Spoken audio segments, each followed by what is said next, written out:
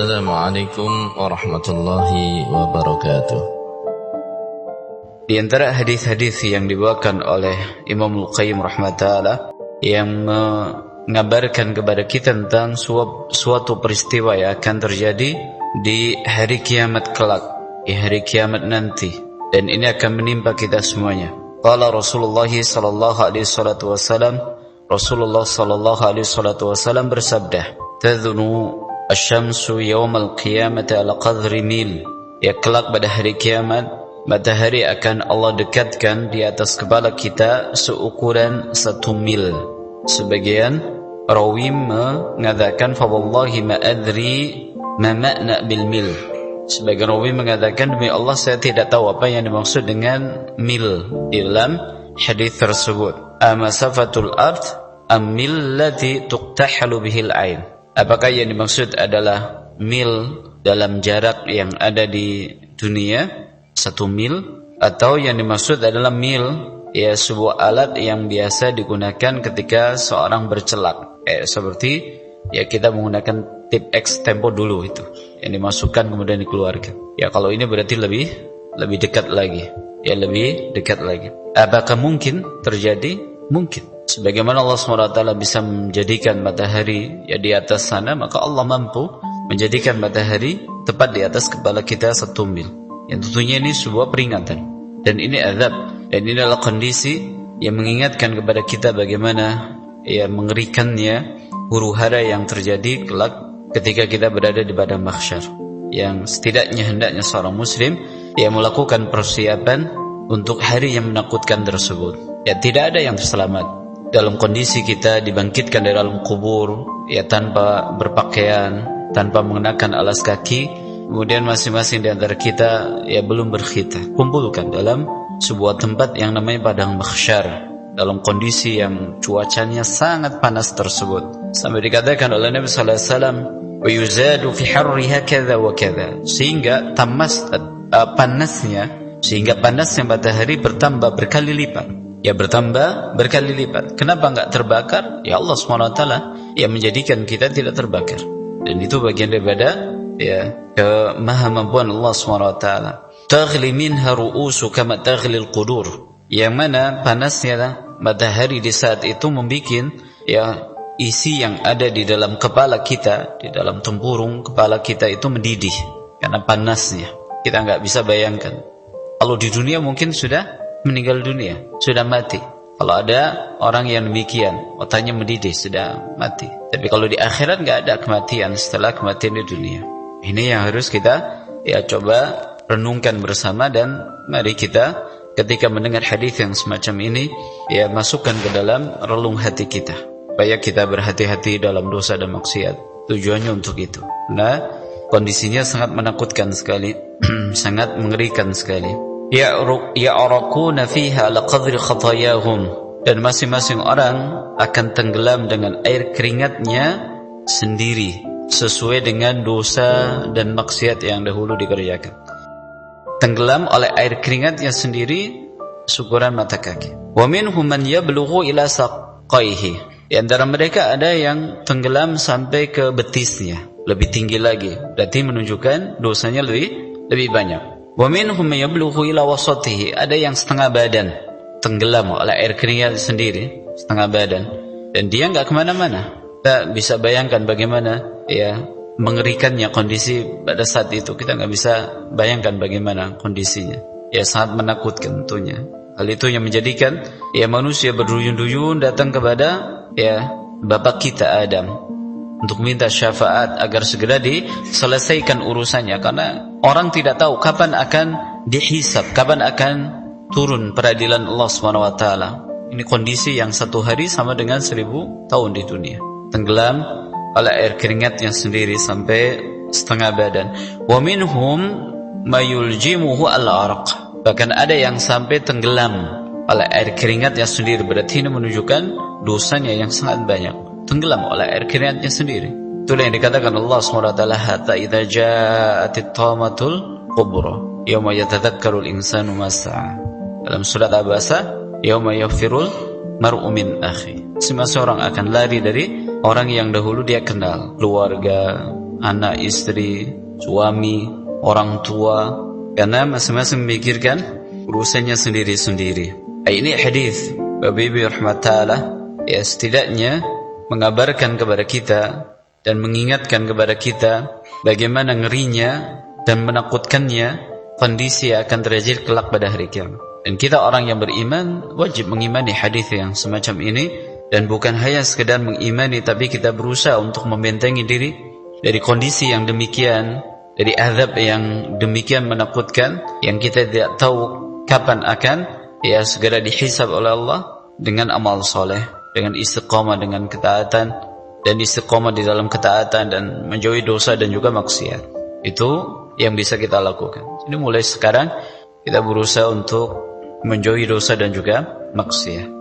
Kemudian kita lanjutkan hadis yang berikutnya, wa fihi, di dalam Musnad Imam Ahmad, an Ibn Abbas radhiyallahu anhuma an Nabi sallallahu alaihi wasallam qala, dari sahabat Abdullah bin Abbas, semoga Allah meridhai keduanya, dari Nabi sallallahu alaihi wasallam, beliau bersabda, kaifa an'amu wa sahibul qarni qad iltaqama al-qarnah. Kata Nabi sallallahu alaihi wasallam, bagaimana aku bisa merasa nikmat, bagaimana aku bisa bersenang-senang menikmati kenikmatan dunia.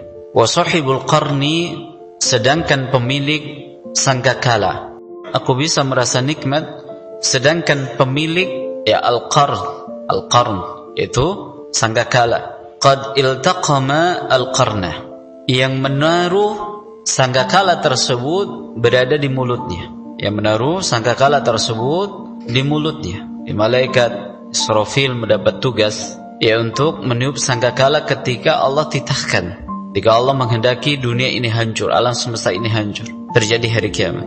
Terjadi hari kiamat. Pada saat itu semuanya yang nikmat, yang dalam kondisi sengsara, yang bahagia, semuanya akan meninggalkan dunia ini. Sehingga Nabi SAW mengatakan, bagaimana saya bisa merasakan nikmat? Karena itu bisa datang tiba-tiba, dan kiamat datang secara tiba-tiba. Kiamat datang secara tiba-tiba.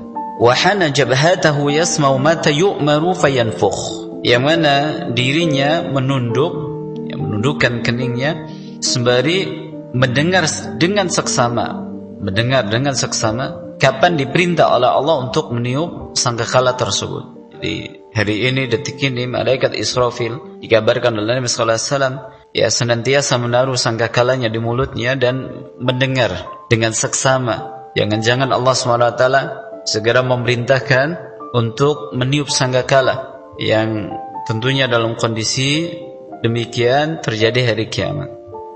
Dan ini yang menjadikan Nabi sallallahu alaihi wasallam di dalam hadis yang lain, "Lau ta'lamuna ma a'lamu la dhahiktum qalila wa la bakaitum katsira." Kalau seandainya kalian mengetahui sebagaimana yang aku ketahui, niscaya kalian akan lebih sedikit tertawa dan banyak menangis. Sedikit tertawa dan banyak menangis.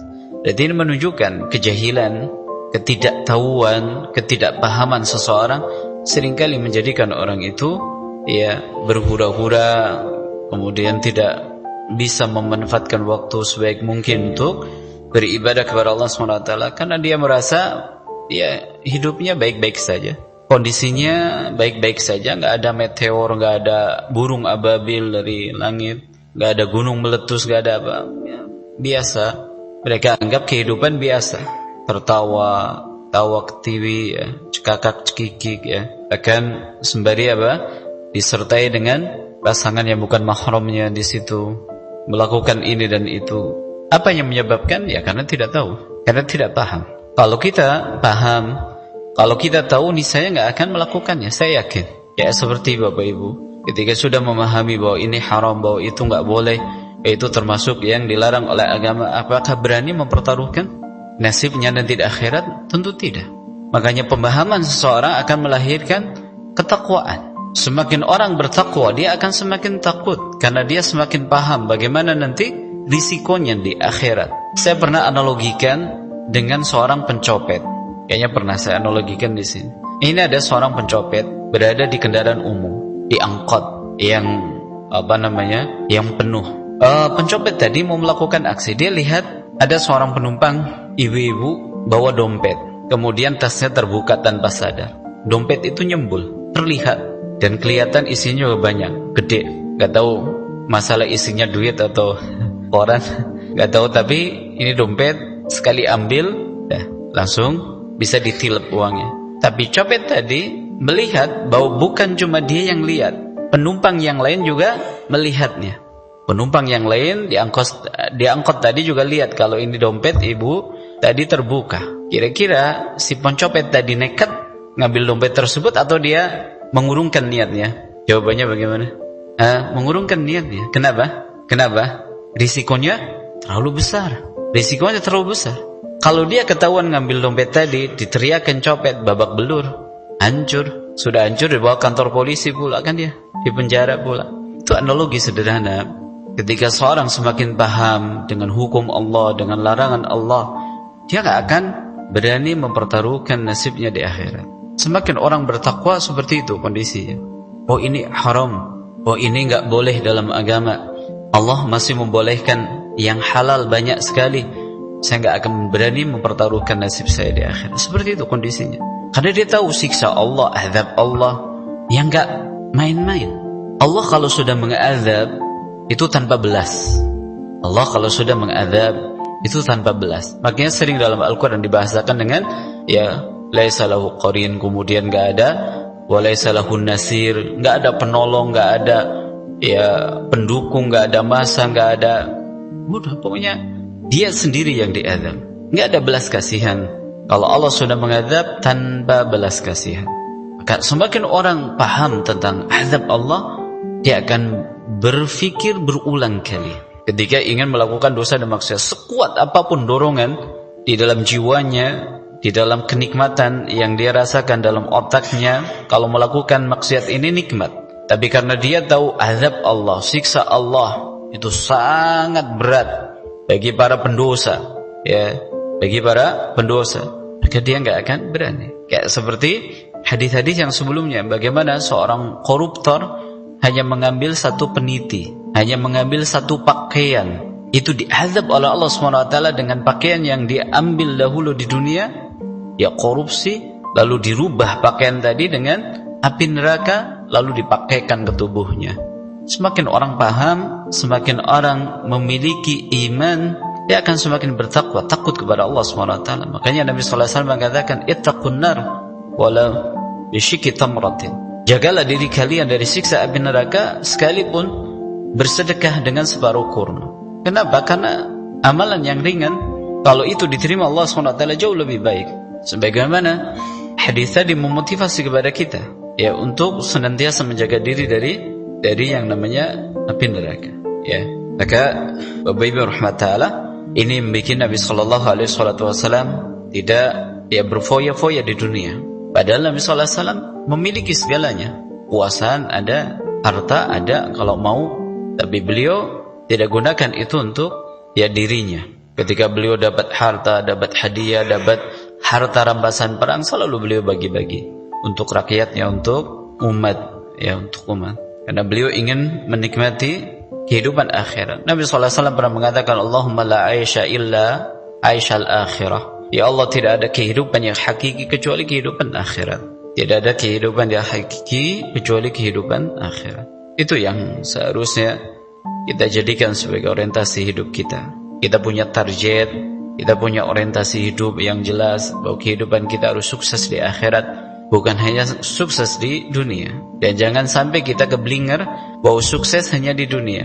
Dan itu yang sering dikonotasikan dalam kehidupan kita, bahwa orang kalau sukses sukses di dunia, sukses dari sisi kerjaannya, dari profesinya, dari karirnya, dari keluarganya, punya ini dan itu. Tapi Allah SWT membahasakan faman zuziha 'anil nar wa udkhilal jannah faqad faz. Orang yang kelak pada hari kiamat dia bisa menginjakkan kakinya dalam surga dan dia selamat dari siksa api neraka, itulah orang yang sukses, kata Allah. Berarti kesuksesan hakiki adalah akhirat. Itu yang harus kita program dari sekarang. Bagaimana sih cara kita sukses hidup di akhirat? Salah satunya adalah tidak bermudah-mudahan dengan yang namanya dosa dan maksiat. Kita harus sadar bahwa hidup akan ada akhirnya, dan pada saatnya dunia ini akan hancur, dunia ini akan hancur.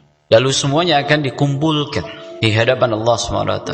Cepat atau lambat itu akan terjadi dalam kehidupan kita. Kita akan meninggalkan dunia, dunia ini akan hancur, kemudian kita akan dihadapkan di hadapan Allah SWT, akan ditanya masing-masing di antara kita biduni turjuman. Kita akan ditanya Allah SWT akan hal ini, akan hal itu, tentang amanah ini, tentang amanah itu.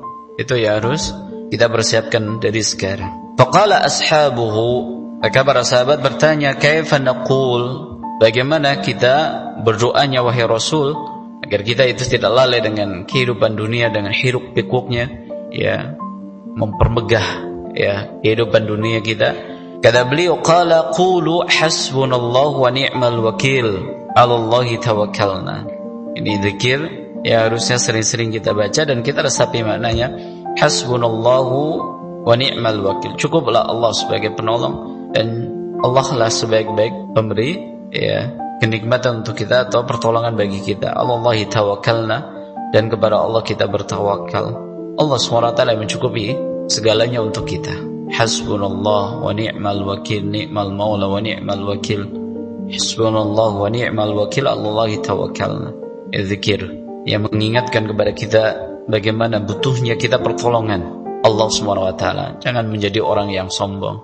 Oleh karena itu di riwayat berikutnya beliau membawakan, barang siapa yang membanggakan dirinya, barang siapa yang membanggakan dirinya, aw ikhtala fi mishyatihi, atau dia congkak di dalam cara berjalannya, laqiyallahu ta'ala wa huwa alaihi ghadban, niscaya kelak pada saat ia bertemu Allah SWT, Allah akan murka kepadanya. Saya ulangi, man ta'azzama fi nafsi, barang siapa yang membanggakan diri, membanggakan dengan status sosialnya, membanggakan dengan profesinya, dengan kekayaannya, jabatannya, pengikutnya. Kalau zaman medsos sekarang followersnya, ya banyak yang komen dengan komen positif di medsosnya, di statusnya, sehingga dia membanggakan, ini loh saya orang yang beken, saya orang yang terkenal, saya orang yang kaya, saya orang yang sukses, saya anak pejabat, saya adalah. Barang siapa yang membanggakan diri, dan ini masuk pada dosa besar. Kenapa dia perlu membanggakan diri padahal apa yang dia miliki hanya titipan dari Allah?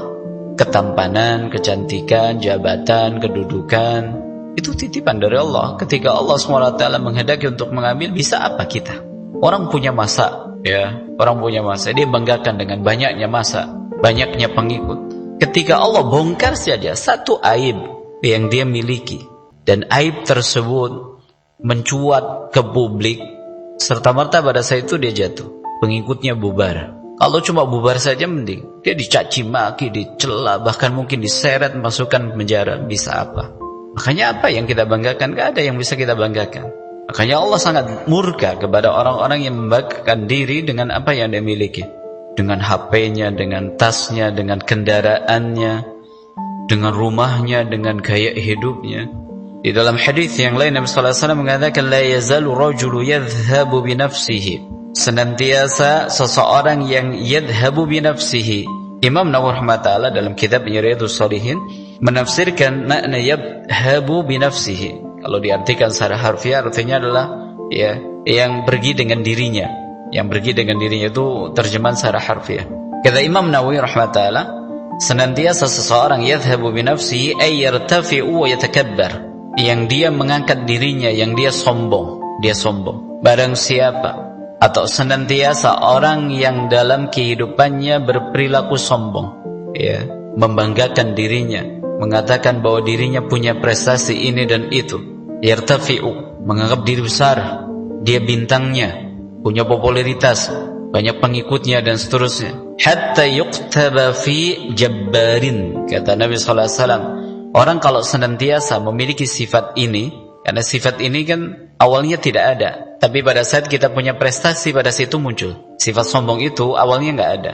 Kalau kita nggak punya apa-apa, apa yang mau disombongkan? Tapi pada saat kita punya pengikut, pada saat kita punya prestasi, pada saat itulah kita punya apa yang kita banggakan. Ya, makanya Nabi SAW mengatakan, la yazalu rajulu, senantiasa, berarti ini dilatih dalam dirinya, sombong, bangga, orang harus tunduk kepadanya, dia harus hormat kepadanya, dia harus didatengin, nggak mau didatangkan, ya, harus nunduk-nunduk kalau jalan di depannya, ya takabbar. Maka hatta yuktaba jabbarin, Allah SWT akan catat dia dalam barisan orang-orang yang jabbarin, orang-orang yang sombong. Fayusibuhu ma asabahum, maka kelak pada hari kiamat dia akan diazab sama seperti mereka.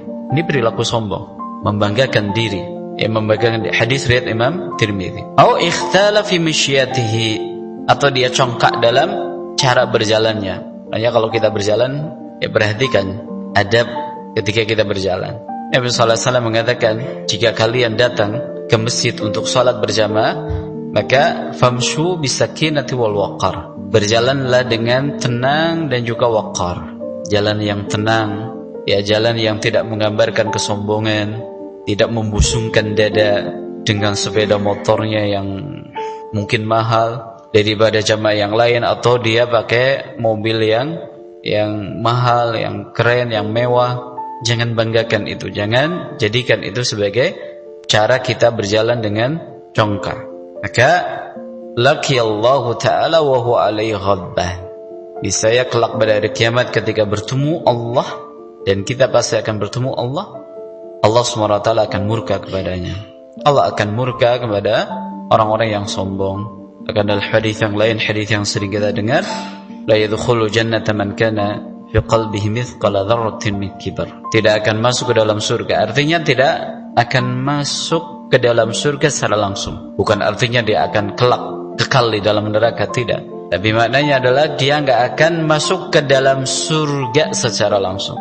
Kalau seandainya dia adalah mukmin, kalau seandainya dia orang yang tidak pernah berbuat kesyirikan, maka maksudnya la yadkhulu jannata, tidak akan masuk dalam surga, adalah tidak akan masuk secara langsung ke dalam surga. Kemana dulu berarti? Mampir dulu ke dalam neraka. Orang yang di dalam hatinya masih memiliki sifat kesombongan, walaupun seberat debu, walaupun seberat debu. Mari Bapak Ibu rahmatullah, kita berlatih diri untuk menjadi orang-orang yang rendah diri, orang yang tawadhu, orang yang seabrek apapun prestasi yang didapat, tidak menjadikan dirinya congkak, jadinya sombong, merasa diri besar. Apalagi kalau sampai kebesaran namanya atau banyak prestasinya menjadikan dia merendahkan orang, menzalimi orang, karena dia adalah orang yang paling kaya di situ, orang yang paling pengaruh di lingkungannya, dia menekan siapapun yang berseberangan dengannya. Jangan sampai ini dosa yang berlipat lagi, dosa yang berlipat lagi. Maka kita berlatih diri untuk menjauhkan dosa yang bentuknya penyakit hati ini, dosa hati ini, yang nanti akan terlihat dari perilakunya. Bermula dari apa? Bermula dari hati. Hati yang sudah terjangkiti penyakit congkak, sombong, membanggakan diri dan seterusnya.